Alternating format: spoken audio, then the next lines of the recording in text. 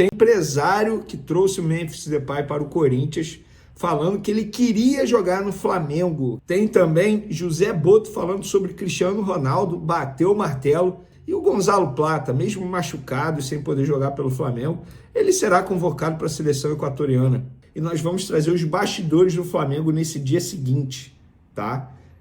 A esse jogo, o que pensa o Felipe Luiz, o que pensa a diretoria do Flamengo em relação ao que foi exibido aos torcedores. Tem também informação exclusiva em primeira mão sobre Alcaraz, martelo batido sobre o jogador, e o Neymar se pronunciou sobre a informação do colega paparazzo rubro-negro de que o staff dele havia indicado o nome do Neymar ao Flamengo para jogar o Super Mundial. Galera, isso tudo e muito mais no vídeo de agora. Eu gostaria de pedir para vocês se inscreverem no canal, soltarem o dedo no like e ativarem a notificação também. Toda vez que vocês ativando o sininho aí, toda vez que eu publicar um vídeo aqui no canal, a plataforma te avisa e, consequentemente, você fica muito bem informado de tudo que acontece no Flamengo. Sabe o que tem também no vídeo de agora? Empresa que comprou mando de campo do jogo do Botafogo da Paraíba contra o Flamengo está devendo ao Flamengo. É inacreditável isso. Mas vamos para as informações. Antes de mais nada, pessoal, já que esse é o primeiro vídeo pós-jogo, ontem eu não consegui fazer live pós-jogo, estava obviamente trabalhando, enfim, correria danada. Análise. O Flamengo fez um jogo horrível, nervoso, ansioso, não sabia o que fazer com a bola. Teve posse de bola? Não teve posse de bola. O Flamengo terminou o jogo com 63% de posse de bola, ou seja, nem é algo tão espantoso assim. Meu Deus, teve muita posse de bola, muito pelo contrário. Eu não vou comprar o discurso do técnico Felipe Luiz, que depois do jogo, na entrevista coletiva, ele disse: não existe jogo fácil na Libertadores. A Libertadores reúne os melhores times de cada país. Sentimento de vitória, de orgulho, heróico. Soubemos sofrer. 10 dentro da área defendendo e o goleiro de novo saindo como herói. Eu valorizo todas as vitórias. Esses jogadores estavam às 16 horas do domingo jogando no sintético do Palmeiras, o líder do Brasileirão. E 3 dias depois estavam aqui, alguns no sacrifício. É uma vitória sim, temos que comemorar. Fecha aspas. Com todo respeito ao técnico Felipe Luiz, talvez a entrevista coletiva, o discurso dele pós-jogo seja pior do que a atuação em si. A atuação foi horrível. Felipe Luiz, foi horrível. Nada justifica o Flamengo sofrer para o Deportivo Táchira, o pior time da fase de grupos da Libertadores, com 6 desfalques. Os caras vieram passear literalmente no Rio de Janeiro. Vieram conhecer o Corcovado, conhecer o Pão de Açúcar, o Cristo Redentor. Eles não tinham nada para fazer. E mesmo assim, se não fosse o Rossi, o Flamengo nesse momento estaria eliminado da fase de grupos da Libertadores. Eu considero a classificação em segundo feio para o Flamengo. Já é feio. É feio e dificulta muito a vida do Flamengo. Sabe por quê? O Flamengo, a partir de agora, vai disputar jogo fora de casa. O segundo jogo no mata-mata vai ser fora de casa. Oitavas de final, o Flamengo pode pegar Palmeiras, o Flamengo pode pegar Internacional, Estudiantes, o Flamengo pode pegar mais quem? River Plate. Olha a dificuldade que o Flamengo se colocou nessa competição. E esse discurso aqui eu não vou comprar. Você, torcedor, você pense como quiser. Estamos numa democracia. Mas dizer que o importante é que se classificou... Gente, isso era o mínimo que o Flamengo deveria fazer nesse grupo da Libertadores. Era o mínimo. O Flamengo, nesse grupo da Libertadores, não venceu o Central Córdoba 2 vezes. Jogou mal contra a LDU fora de casa. Jogou ok contra a LDU dentro do Maracanã. Jogou mal contra o Deportivo Táchira na Venezuela e só saiu vencedor graças a uma genialidade do Arrascaeta no dia.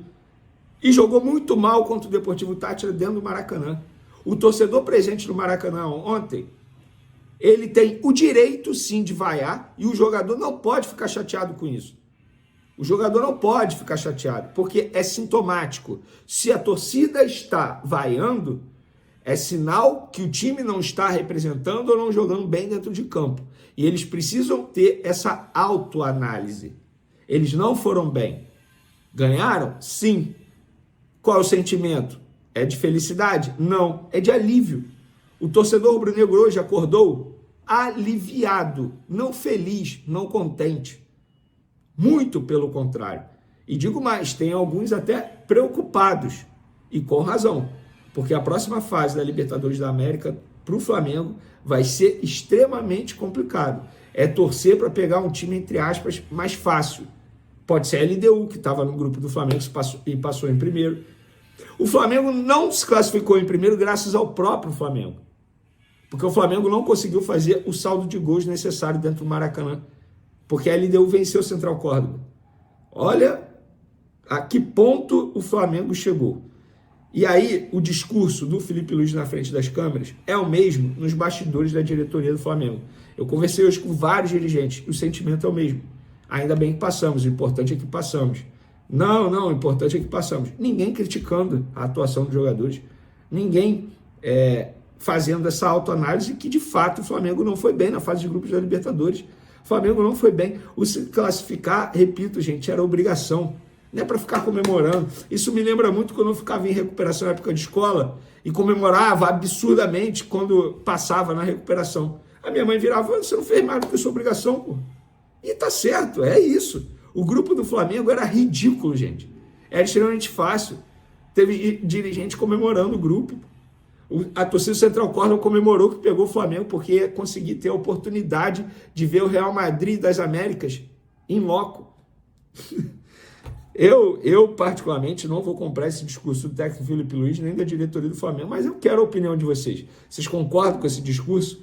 Acham mesmo? Cara, o Felipe Luiz, ele conseguiu comparar o duelo Manchester City e Crystal Palace com o duelo Flamengo e Deportivo Táchira. O Crystal Palace está muito mais próximo do Manchester City do que o Deportivo Táchira do Flamengo, mas muito... Gente, na boa, o Juventude, clube da Série A, vence o Deportivo Táchira. É um time amador na Venezuela. Dito isso, mudando de assunto, galera, olha essa notícia.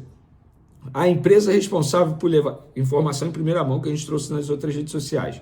A empresa responsável por levar o jogo do Botafogo da Paraíba pela Copa do Brasil para São Luís, no Maranhão, ainda deve mais de R$500 mil ao Flamengo. Para vocês entenderem, contextualizando. O Botafogo da Paraíba levou o jogo contra o Flamengo pela Copa do Brasil no dia 1º de maio para o Maranhão, com o objetivo de maximizar a renda da partida. Pelo acordo firmado, a empresa responsável pela realização do jogo arcaria com todas as despesas de transporte, hospedagem e demais custos do Flamengo. Mas o combinado não foi cumprido, pelo menos até o momento. O clube já desembolsou R$887 mil do próprio bolso e recebeu apenas R$300 mil de reembolso até agora. Ou seja, ainda falta aí R$587 mil a serem pagos ao Flamengo. Desde abril, o Flamengo está cobrando o valor devido, mas até o momento a situação segue sem solução. Eu entrei em contato com os representantes da empresa, me confirmaram que deve, e eu vou ler aqui exatamente o que me falaram. Ó, vamos lá. Vamos pagar semana que vem. Eles, né, no caso, vão pagar, porque isso é dívida da tiquiteira, mas vai dar certo. Não é dívida da tiquiteira. O combinado é com a empresa. O Flamengo não quer saber quem tem que desembolsar o valor para a empresa pagar o Flamengo. O Flamengo tem que receber esse dinheiro. R$587 mil paga o salário de alguns jogadores ali dentro do Flamengo, tá? Outra informação, galera. O Neymar se manifestou de maneira oficial após o colega Paparazzo Rubro-Negro dizer que o staff do jogador tinha interesse em levar o jogador para o Flamengo, para disputar o Super Mundial. E o Neymar, ele foi... nas redes sociais, nos stories, ele postou um vídeo do colega Paparazzo, se eu não me engano, lá no programa Placar Aberto, e botou uma tarja fake news. E aí no comentário, o Marcos Mota, que é VP jurídico do Flamengo, comentou também: isso não é verdade, ou seja, dizendo também que a notícia não procede. Mas fica aí, como a gente trouxe a informação do Paparazzo Rubro-Negro na ocasião, a gente tem que ser justo agora, a gente tem que trazer o lado do jogador também, que se manifestou de maneira oficial e publicamente nas redes sociais, dizendo, portanto, garantindo que em nenhum momento o staff dele o indicou ao Flamengo. E eu acho até que ele vai renovar o contrato dele no Santos, mas isso é achismo, zero informação. O Flamengo vende Carlos Alcaraz, é isso mesmo. Informação que a gente trouxe em primeira mão também lá nas outras redes sociais, tá tudo lá. Carlos Alcaraz não é mais jogador do Flamengo. O Everton, de maneira oficial, comunicou ao Fla que vai exercer a opção de compra do meia no valor de 15 milhões de euros, mais 3 milhões de euros em bônus. Ou seja, a operação pode chegar a 115 milhões de reais pela cotação de hoje. O time inglês já prepara os documentos para Alcaraz assinar em definitivo. Uma informação que, eu repito, a gente trouxe em primeira mão. Quem me passou essa informação foi um dos representantes do atleta, eu confirmei no Flamengo, e aí tá tudo certo. Então o jogador vendido, o Flamengo recuperando aí quase que de maneira integral o valor investido para comprá-lo na temporada passada. Vene, achou uma boa? Vamos lá. Eu gosto do Alcaraz, acho que ele poderia colaborar. Eu não sou treinador do Flamengo. O treinador do Flamengo, Felipe Luiz, entende que ele não se encaixa no estilo de jogo. O José Boto, dirigente do Flamengo, entende que ele não se encaixa no estilo de jogo. O jogador não queria ficar no Flamengo, gostaria de respirar novos ares, gostaria de ficar no Everton. O Everton compra um jogador teoricamente jovem, com potencial, e também pode vender futuramente. Então, no fim das contas, eu acho que foi bom para todo mundo, e agora o Flamengo utiliza esse dinheiro para fazer investimento no mercado e trazer jogadores que, na visão da diretoria e da comissão técnica, possam se encaixar aí no estilo de jogo, no plano de jogo do técnico Felipe Luiz. O Memphis Depay, o holandês que hoje está no Corinthians, ele antes de ir para o Corinthians, ele queria o Flamengo, mas o Flamengo não quis na ocasião, ele acabou indo para o Corinthians. O empresário que fez o negócio dele lá no Corinthians, intermediou toda a situação, Frederico Carvalho, disse o seguinte em entrevista à Rádio Bandeirantes: poucas pessoas, talvez ninguém tenha falado, a prioridade do Memphis sempre foi o Flamengo. Eles, dirigentes do Corinthians, sabiam da minha relação com o Flamengo. Eles, staff do Depay, tinham mais segurança no Flamengo. Era uma questão financeira e esportiva. O Memphis tem o Cristo Redentor tatuado na barriga desde que veio jogar a Copa do Mundo no Brasil. O Flamengo veio jogar contra o Palmeiras e ficou em um hotel no Morumbi. Mandei uma mensagem para o diretor do Flamengo, ele falou: vem aqui. Cheguei lá, disse que o Memphis estava sem clube, que o clube não gastaria dinheiro com transferência e passei o possível tempo de contrato e o salário. Olha como são as coisas. O Flamengo, bem financeiramente, quando olhou os números, disse que estavam pesados. No final da conversa, eu falei com o Flamengo: estão com interesse? Eles me responderam que iriam fechar com 3 jogadores, mas que não estava com pressa. E o Corinthians toda hora ligando. Teve uma hora, ligaram dizendo que fecharam um patrocínio com uma outra bet. E esse patrocínio prevê a contratação de um grande nome. Quando eu vi que o Flamengo iria demorar, pedi uma videochamada com o presidente do Corinthians, com o Memphis. Tá aí os bastidores, exatamente o que a gente falou na ocasião, galera. O Memphis foi oferecido ao Flamengo através dessa pessoa, Frederico Carvalho, que é um empresário, ao diretor executivo Bruno Spindel na ocasião, e os números obviamente chamaram a atenção e por isso que o Flamengo não quis contratar. Talvez essa seja a diferença de um clube extremamente responsável e o outro extremamente irresponsável. É só a gente olhar o que está acontecendo lá no Corinthians, presidente caindo, o novo presidente assumindo, dizendo que não tem grana no caixa, e no Flamengo vai tudo muito bem, obrigado, tanto é que o Flamengo não atrasa um salário há mais de 10 anos. Então, essa é a diferença. Eu sei que o torcedor do Corinthians pode ficar chateado, mas não tem jeito. Ou você é responsável ou não é responsável financeiramente. E quando você não é responsável financeiramente, acontece isso tudo aí que a gente está vendo hoje no Corinthians. E quando você é responsável, acontece tudo que você está vendo no Flamengo. Tudo bem, não vai ganhar sempre, não vai ser campeão de tudo sempre. Mas a saúde financeira vai muito bem no Flamengo, não tem salário atrasado, não tem crise financeira, muito pelo contrário, existe muita responsabilidade com o dinheiro do clube lá no Flamengo.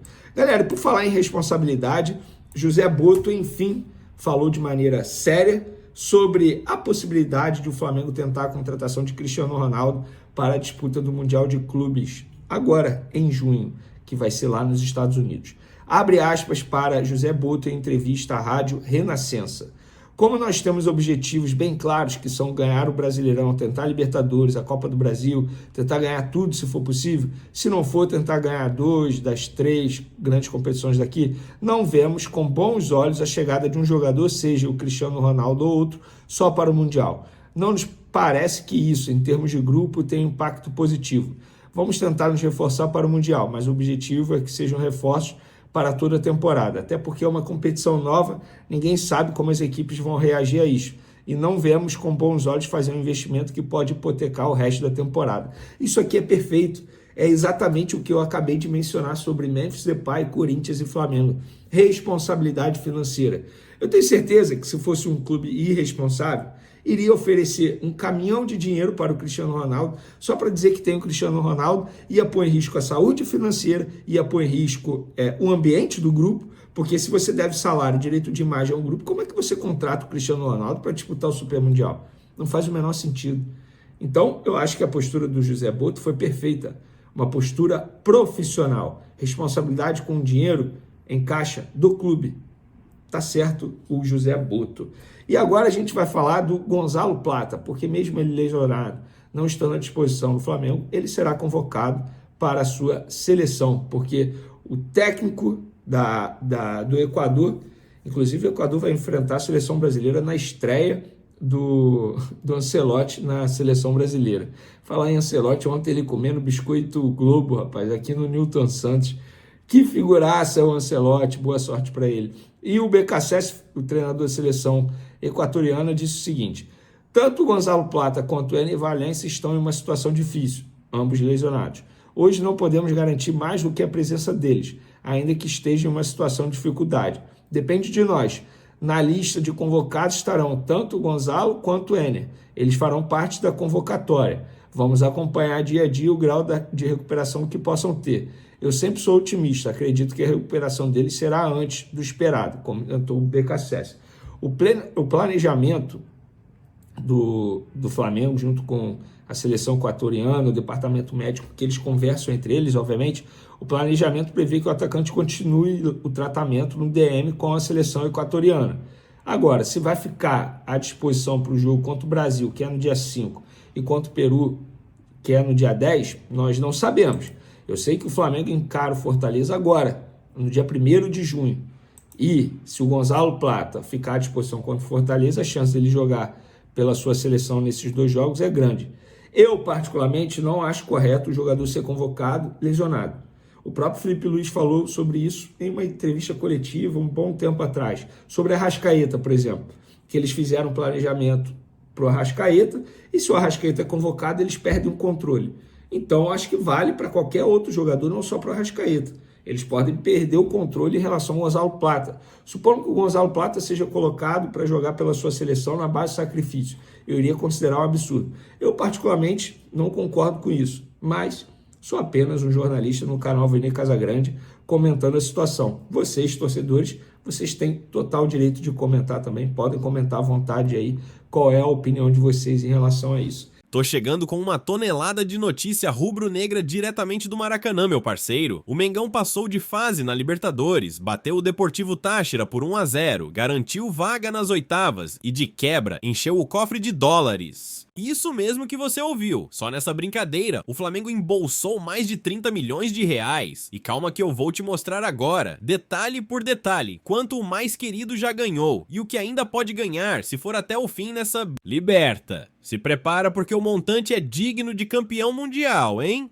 Segura essa avalanche de grana e vem comigo porque o bonde da informação rubro-negra tá passando acelerado. Vamos fazer as contas juntos? Só pela participação na fase de grupos, o Flamengo já recebeu 3 milhões de dólares, quase 17 milhões de reais. Mas não para por aí. A cada vitória, o Mengão embolsou mais 330 mil dólares. Como venceu 3 vezes nessa fase, foram mais 990 mil dólares na conta. E agora, com a classificação para as oitavas, entrou mais 1,25 milhão de dólares. Traduzindo, tudo isso, o Flamengo já botou nos cofres 5,25 milhões de dólares, ou seja, 30 milhões de reais na cotação atual. Isso sem contar o que ainda vem por aí se o time continuar passando de fase. E é sobre isso que eu vou te contar agora. Se o Mengão passar para as quartas, já são mais 1,7 milhão de dólares, quase 10 milhões de reais. Chegando na semi, soma mais 2,3 milhões de dólares. Se for finalista e acabar como vice, recebe 7 milhões. Agora segura, se levantar a taça, o Flamengo leva sozinho nada menos que 24 milhões de dólares. Isso dá mais de 136 milhões de reais. É ou não é para deixar qualquer departamento de futebol sorrindo de orelha a orelha? E o melhor, esse valor pode fazer a diferença na janela de transferências, hein? Imagina o impacto disso para trazer mais reforços pesados pro Mundial. E não é só no bolso que o Mengão tá sorrindo não. Dentro de campo, a sequência também é positiva. Já são 7 jogos invictos, 5 vitórias e 2 empates. A última derrota foi lá em 4 de maio, contra o Cruzeiro.